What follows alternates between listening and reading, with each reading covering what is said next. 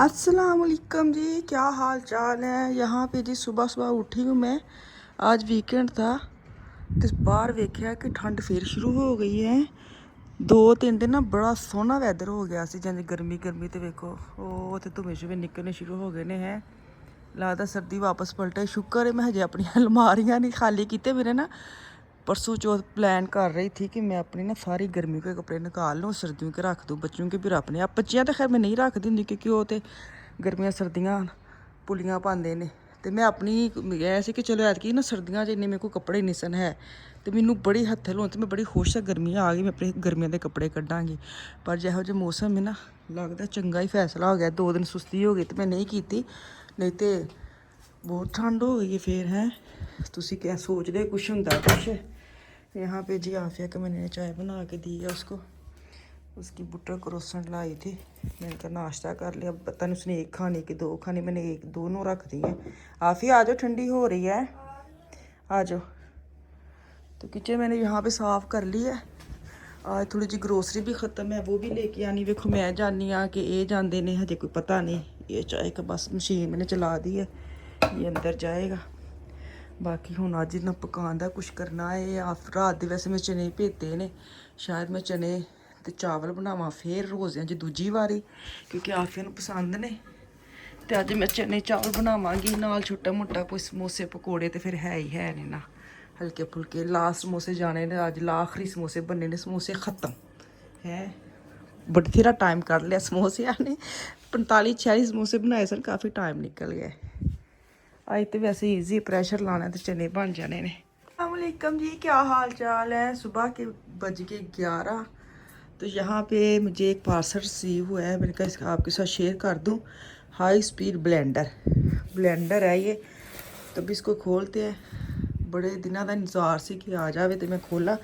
थोड़ा लेट ही हो गया, ये टिकटॉक शॉप से मैंने मंगवाया है। तो भी आपके साथ शेयर करती हूँ। मैंने मीडिया मार्केट से देखा था, वहाँ बहुत महंगा था।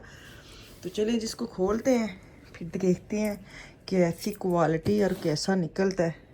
अस्सलाम वालेकुम जी, यहाँ पे जो पार्सल आया ना, मैं कहती खोलना है। परसों आया पिया, टाइम नहीं मिलिया। एक दिन अफ्तारी हो गई, दूसरे दिन मैं वैसे ही चले गई खोलन। कल तुसी मेरी वीडियो वेखी तो खैर मैनू ना आए DM बाजियां उत्थे दूर रहंदियां ने भैनें मेरी ऐसियां जो साइड पे रहती हैं। मैं ना अचानक प्रोग्राम बनदा है, मैनू याद ही नहीं रहंदा कि मैं, क्योंकि रोज़िਆਂ ਦੇ ਵਿੱਚ वैसे भी ਤੁਹਾਨੂੰ ਤਾਂ टाइम नहीं ਹੁੰਦਾ कि ਹੁਣ मैं स्पैशल दसां ਜਾਂ जिन्नी आना वे तो कैंजो आ सकेगा। बहुत सॉरी, अगर नैक्सट इंशाल्लाह ताला कि कहंदे ने वैदर थोड़ा होएगा, बच्चों ਨੂੰ ਲੈ ਕੇ ਜ਼ਰੂਰ ਜਾਵਾਂਗੇ। ਅੱਛਾ ਸਿਟੀ ਅੱਛੀ ਜਗ੍ਹਾ ਸੀ। ਤੇ ਖੈਰ ਇੱਥੇ ਮੈਂ ਹੁਣ ਮਸ਼ੀਨ ਜਿਹੜੀ ਨਾ ਮੈਂ ਉਹ ਕੀ ਕਹਿੰਦੇ ਨੇ ਬਲੈਂਡਰ ਮੈਂ ਲਿਆ ਮੰਗਵਾਇਆ ਸੀ, ਉਹ ਮੈਂ ਖੋਲ੍ਹਣ ਲੱਗੀ। ਮੈਨੂੰ ਇਹਦੇ ਮਜ਼ਾ ਆਇਆ ਹੈ ਕਿ ਛੋਟਾ ਸੈਕਸ਼ਨ ਬੜਾ ਸੈਕਸ਼ਨ, ਮਤਲਬ 2 ਸਾਈਜ਼ ਨੇ ਇਹਦੇ ਵਿੱਚ ਨਾ, ਕਿ ਬਾਅਦ ਕਾ ਛੋਟਾ ਯੂਜ਼ ਮੈਨੂੰ ਲੱਗਦਾ ਛੋਟਾ ਸਾਡੇ ਘਰ ਦਾ ਯੂਜ਼ ਹੋਣਾ, ਕਿਉਂਕਿ ਅਕਸਰ ਇੱਕ ਗਲਾਸ ਜਿਵੇਂ ਮੇਰੇ ਮੀਆਂ ਮਿਲਕ ਸ਼ੇਕ ਬਣਾਉਂਦੇ ਨੇ, 1 ਗਲਾਸ ਬਹੁਤ ਹੁੰਦਾ। ਤੇ ਇਹਦੇ ਵਿੱਚ 2 ਸਾਈਜ਼ ਮੈਨੂੰ ਬੜੀ ਕੁਆਲਿਟੀ ਵੀ ਦੀ ਬੜੀ ਅੱਛੀ ਲੱਗੀ ਸੀ। ਮੈਂ ਟਿਕਟੋਕ ਸ਼ੋਪ ਤੇ ਲਿਆ, ਮੈਨੂੰ ਕਿਸੇ ਨੇ ਕਿਹਾ ਸੀ ਤੁਸੀਂ ਬਹੁਤ ਚੀਜ਼ਾਂ ਖਰੀਦਦੇ ਹੋ। ਹਾਂਜੀ ਖਰੀਦਣੀ ਵੀ ਹੈ, ਤੇ ਕੁਛ ਮੈਨੂੰ ਗਿਫਟ ਵੀ ਆਉਂਦੇ ਨੇ ਹੈ। ਪੈਸੇ ਤੇ ਨਹੀਂ ਇੰਨੇ ਲੱਗਦੇ ਹੈ, ਲੇਕਿਨ ਇਹ ਕਿ ਕਈ ਮੈਨੂੰ ਖੁਦ ਭੇਜ ਦਿੰਦੇ ਨੇ, ਮੈਨੂੰ ਅੱਛਾ ਲੱਗਦਾ ਹੈ ਤੇ ਮੈਂ ਤੁਹਾਨੂੰ ਵਿਖਾ ਛੱਡਨੀ ਆ। ਮੈਨੂੰ ਇਹ ਹੁੰਦਾ ਕਿ ਚੀਜ਼ ਅਗਰ ਅੱਛੀ ਹੈ ਤੇ ਮੈਂ ਤੁਹਾਨੂੰ ਅੱਛਾ ਰਿਵਿਊ ਦੇਵਾਂ, ਅਗਰ ਕੁਆਲਿਟੀ ਅੱਛੀ ਨਹੀਂ ਹੈ ਤੇ ਮੈਂ ਕਿਉਂ ਤਾਂ ਐਵੇਂ ਝੂਠ ਬੋਲਾਂ। ਲੇਕਿਨ ਮੈਨੂੰ ਅੱਛਾ ਲੱਗਿਆ, ਮੈਨੂੰ ਕਿੰਨਾ ਕਿਊਟ ਲੱਗਿਆ ਛੋਟੇ ਸਾਈਜ਼ ਦਾ। ਇੱਕ ਇਹ ਛੋਟਾ ਸਾਈਜ਼ ਨਿਕਲਿਆ, ਇੱਕ ਇਹਦਾ ਨਾ ਜੱਗ ਜਿਹੜਾ ਨਾ ਵੱਡਾ ਸਾਈਜ਼ ਨਿਕਲਿਆ ਹੋਵੇ। ਤੇ ਇਹਦੇ ਜਿਹੜੇ ਅੰਦਰ ਕੱਟਰ ਨੇ ਉਹ ਬੜੇ ਮਜ਼ਬੂਤ ਲੱਗੇ ਨੇ, ਉਹ ਮੈਨੂੰ ਇੰਨੇ ਅੱਛੇ ਲੱਗੇ ਨੇ। ਇੱਕ ਬਿਲਕੁਲ ਸਿੱਧਾ ਹੈ ਕੱਟਰ, ਤੇ ਇੱਕ ਜਿਹੜਾ ਨਾ ਉਹ ਵੇ कंघी टाइप जैसे ਹੁੰਦਾ, बहुत तेज़ वाला जो होता है। इसका जो नीचे वाली बैटरी क्या इसको कहते हैं, बैटरी नहीं, जिसका नीचे वाला वो बड़ा सही वजनी वाला जो हैवी है ना, मशीनरी जिसके साथ इसने ब्लेंड करना है वो बड़ा अच्छा है। और इसका जो स्टाइल है ना चोरस वाला, बड़ा प्यारा है। तो खैर वैसे ना वेखन दे ही सारे कि की हिसाब है भी है। जो बर्फ़ है वो भी क्रश हो जाती है, स्मूदी बन सकती है। नट्स जो होते हैं आपको पता थोड़े हार्ड होते हैं, वो भी मिल्क बन सकते हैं, जूस बन सकता है। और क्या greens, hot soups, milkshake. ये हॉट सूप का मुझे नहीं समझ आ रही है क्या है, लेकिन मुझे ना बड़ी अच्छी, ये बहुत हैवी है ये वाला ना। उसके 2 जो सबसे मज़े की चीज़ है वो 2 सेक्शन निकले, एक छोटे वाला और एक बड़े वाला है। इतना अच्छा है ना ये वाला, सही जो होता है ना, मज़ा आता है चीज़ पकड़ के हाथ में। ये देखें, और दिखने में भी इतनी शेप इसकी प्यारी, चौरस शेप है इसकी, बहुत प्यारा लग रहा है मुझे। ये मैंने टिकट शॉप से लिया है। अगर आप भी तुसी भी लेना है तो उत्थे जाके ना तुसी ले सकते हो। मैं उत्थे लिंक ला दूँगी। खैर मैं वीडियो उत्थे अपलोड करांगी, क्योंकि मैं जो चीज़ लैनी उत्थे दोबारा मैं अपलोड करनी लिंक दे नाल। ਤੇ ਮੈਨੂੰ ਅੱਛਾ ਲੱਗਿਆ वे ना रमज़ान ਦੇ ਵਿੱਚ मैं मंगवाया से लेकिन थोड़ा लेट हो गया तो खैर कोई नहीं। मिल्क शेक बनाने के लिए जैसे मेरे मियाँ खजूर का बनाते ना मिल्क शेक तो उसके बहुत ज़्यादा हार्ड होती है तो ये बेस्ट है। इसके ना कटर बड़ा अच्छा है। देखिए इसका कटर कितना अच्छा है। एक कंघी टाइप और एक सिंपल है। हार्ड तो हार्ड चीज़ भी ना चौक हो जाएगी। अच्छा सुबह मैं बोलिया था कि शायद मैं जावा ग्रोसरी करने लेकिन मैं नहीं गई। मेरे मियाँ चले गए नहीं क्योंकि उस साइड पर उन्हें जाना था। इनको मिल गई मतलब क्या कहते हैं राइट और लीडर या पता नहीं आल्डी में चले गया। और यहाँ से कुछ छोटी छोटी चीज़ें थी नॉर्मल। तो आज मैंने को बोला ना मैंने चने बनाए थे वो बना लिए। बाकी समोसे पकोड़े कुछ छोटी छोटी चीज़ें बनूंगी वो भी काफ़ी टाइम है 4:30 का टाइम है तकरीबन 2 घंटे पे ने। मैं क्या तेरा इन्ना चीज़ा संभाल ला। योगर्ट वगैरह खत्म होया सी क्योंकि सुबह सैरी टाइम ने इन्होंने दही वगैरह या लस्सी वगैरह बनानी होंगी है इलैक्टोज दी। साडा तो दही पिया भी असी सुबह इन्ना को नहीं खुश होकर खाते। इन्हों मैं लस्सी वगैरह बना के देनी दुध तो दही मिक्स करके ना तो शाम को इधर मिल्क शेक बनाते हैं अपने की कहते हैं ऐसे दुध का। तो दुध भी खत्म सी वो भी 2 पैकेट लैके ना तो मैं स्टोर च रख दिता सी। होर की लैके आए ने पानी वगैरह खत्म सी तो शुक्र समान इतना खत्म नहीं सी। बाकी मैं हुण इन्हां दा ना बनाने लगी हाँ मिल्क शेक। तो मैं कहा चलो मैं जग च पा के नजर अच्छा तुसीं कहंदे हो भाजी सवेरे तुसीं मशीन खोली है मिल्क शेक तुसीं फिर इहदे नाल बनांदे हो।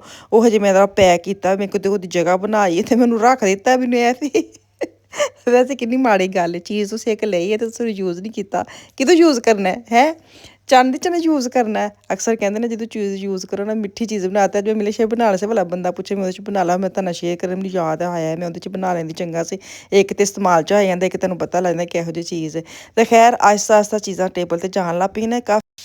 अच्छा बच्चे चीज़ां दसदे ना पकाना तो बड़ा ईजी रहिंदा खास तौर पर जो तुम चने वगैरह बनाने मैं चने ना पहले ही उन्होंने बॉयल करके ना पैकेट बना ले हुए सन।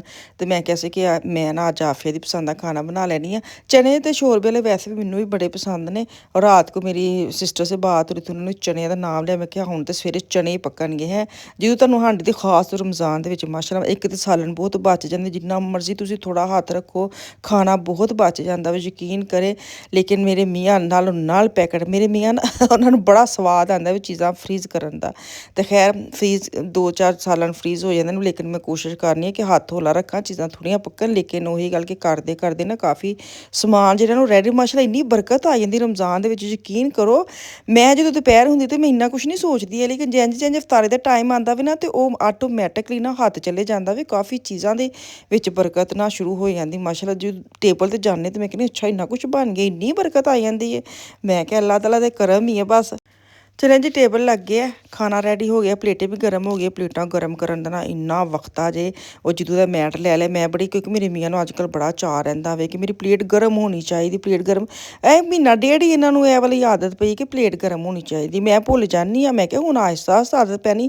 नॉर्मल इन्हां दा खाना ना मतलब ठंडा भी खा लैंदे सन प्लेट गर्म दा ते खैर ट्रेंड ही नहीं सी नवां नवां ट्रेंड निकले पता नहीं क्यों कि प्लेट गर्म होनी चाहिए। मैं क्या पता नहीं मैट आ गए तां वेख के इन्हां नूं चस्का लग गया वे लेकिन ना मैट रखा तो फिर मैं इन्हूं माइक्रोवेव च ना इन्हां नूं प्लेट गर्म करके देनी क्योंकि इन्होंने पहले अपना पीना शीना होंदा कोई घंटे बाद जाके इन्होंने खाना खाना होंदा फिर उस तो बाद प्लेट वैसे ठंडी हो जाती है। तो मैंने यही होंदा कि चलो मैं इन्हों माइक्रो च एक बार प्लेट गर्म करके ना तो फिर दे देंगे खाना ये खा सकते हैं। चलें जी दुआ में याद रखें रमज़ान का महीना है कल वापस आऊँगी कल तक के लिए अल्लाह हाफिज़।